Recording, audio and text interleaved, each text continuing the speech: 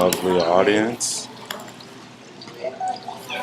They got some kids in the background and whatnot. So here we go. Good evening, everyone. My name is Xavier Bond, and today I'll be talking about the Japanese whale and dolphin meat industry and its effects on the country's political, environment, and economic aspects. A little bit of history about the Japanese whaling industry is it's it's been a part of the Japanese tradition since the 7th century. The first emperor of Japan was known to eat whale meat, as documented in one of the earliest and oldest existing Japanese books that still are around today. I can't pronounce it because I don't want to butcher disrespect the heritage. But in the years following World War II, there was a great food shortage in the country after the whole nuclear bomb things happened, and so they relied heavily on dolphins and whale meat as a source of protein. But as the years went on, the need for that sort of meat continued to kind of decline, and so the main whales and dolphins that they use in their dishes are minke whale, sperm whale, striped dolphin, and bottlenose dolphin.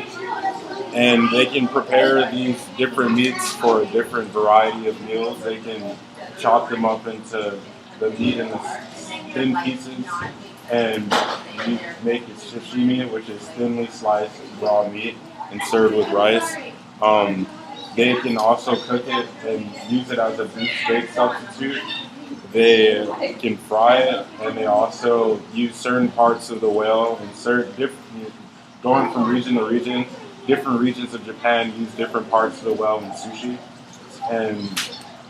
and usually dolphin meat is actually sometimes sold as whale meat just because it's more valuable as whale meat than it is dolphin meat. One of the health aspects with dolphin meat is the fact that it's high in mercury concentration, and how that happens is because most of the time dolphins are apex predators, meaning they're at the top of the food chain, and as you go up the food chain, the concentration of mercury within each fish is multiplied. So by the time you get to the apex predators, they have the highest content of mercury within their blood. That's why if you ever hear it's not good to eat fish every day, it's because of the mercury in the meat. In 1986, the International Whaling Commission put a moratorium on commercial whaling, which pretty much outright banned commercial whaling through the world. So in America, we had a whaling industry, but it was more for oils than it was for fats. But Japan was able to kind of sustain its whaling industry under the guise of they're doing research, and they were allowed to capture whales and kill them for research as long as the whole whale was used. And so there are quotas put in place to say you can capture a certain amount of baleen whales or great whales, which are the whales that don't have teeth. They're the kind of the filter feeders, and the ones that eat the smaller shrimp. But what this did was also it created a loophole because the smaller whales and dolphins and other porpoises weren't protected under this. So under this, 20,000 dolphins are killed a year just in one area alone after watching a documentary called The Cove. In Taiji, Japan, annually about 20,000 dolphins are killed because dolphin killings aren't regulated. They don't fall under the IWC moratorium. And actually earlier this year, the UN pretty much banned Japan from their Antarctic expeditions where they would go down to Antarctica and capture whale from there, and under the guise of research. In Australia, brought charges upon them saying that, hey, they're not using these whales for research. In the past decade, there's only been two publications ever made out of the research that they have been doing for 30 years. So the UN finally came around and pretty much deauthorized them from going in those areas that they were formerly permitted to go. And like I said, about 20,000 dolphins were killed a year versus the 8,000 dolphins or 8,000 whales that have been killed just from 2002 to 2011. It kind of shows you the kind of the imbalance in regulation because it's where these whales are protected, the dolphins don't get protected, and a lot of times they get sold as whale, which is another issue because they've had in the cove they had the one school district they wanted to actually serve dolphin to the kids, and they had to raise the issue of hey, you can't serve dolphins to kids for lunch every day because you're going to get mercury poisoning. So there's been groups such as the Rick O'Berry's group with the Cove, made the Cove, and then there's another TV show called Whale Wars, which the Sea Shepherd Conservation Group actually goes out to Antarctica and they harass Japanese whalers and sometimes even board their ships to try to get them to stop whaling in the area. And some environmental information,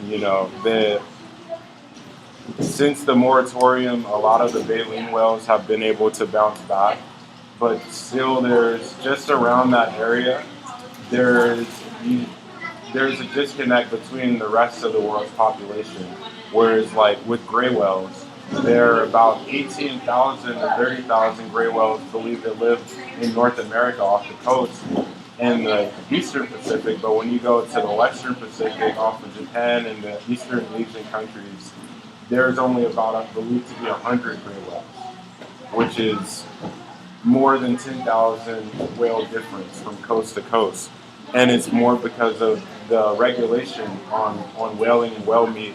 You can't import or export whale in mostly any country except for Japan. Japan, they don't import any whale because whaling is pretty much banned everywhere else but their country, so the only market they have is theirs.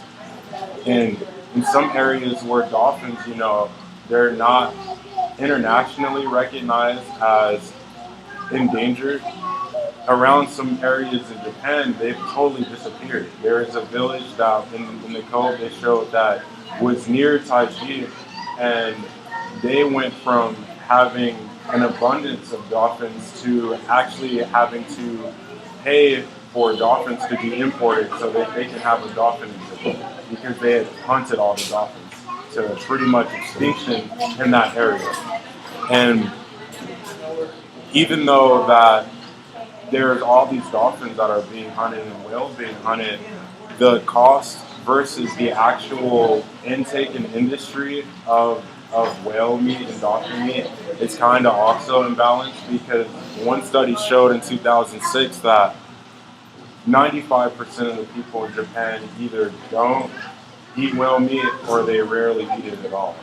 And in one of the documentaries, you actually see them go to the more urban areas where they're asking them, like, hey, have you ever tasted dolphin meat? And they're like, no, I would never eat dolphin meat. I would never even heard of that, even though 100 miles away, there's these mass dolphin genocides that go on. And so even though 95% of the people either do or don't eat whale meat, about $400 million has been invested in that industry since 1988. $28 million went to them in 2011 as part of the Tsunami Relief Fund. And it takes about $10 million to have those whaling expeditions down in Antarctica each year. And one of the time, interesting thing is earlier this year, a restaurant in Santa Monica, California was shut down because undercover agents, fish and game agents, discovered that they had been selling whale meat at the restaurant. So it's really strict in America that you can't you have whale meat, you're going to get shut down. And so, where am I? Um, Another report shows about three-quarters of the whale meat goes unsold because there's such a low demand. And one of the reasons why the Japanese officials believe that there is a low demand is because the whale meat's not competitively priced versus other chicken, beef, and pork. And they say that the answer to that would be increasing the catch limit and letting them catch more whale so that the prices of it can go down because there'd be more available. But at the same time, most Japanese officials will agree that the younger generation don't they don't have an interest in whale meat versus the older generation who see it more as kind of a traditional thing that they grew up with and they have a taste for. And so with that, after all these documentaries and international actions against them, they have kind of cut back on their whaling programs. They don't serve whale or dolphin meat in schools, and the battle continues to go on between whether or not they'll be allowed to even hunt dolphin the way they do now, because there are a lot of groups like Rickleberry and Greenpeace who all are trying to get them to stop massively killing a lot of dolphin in the area and internationally. And that's my presentation on the whaling industry in Japan.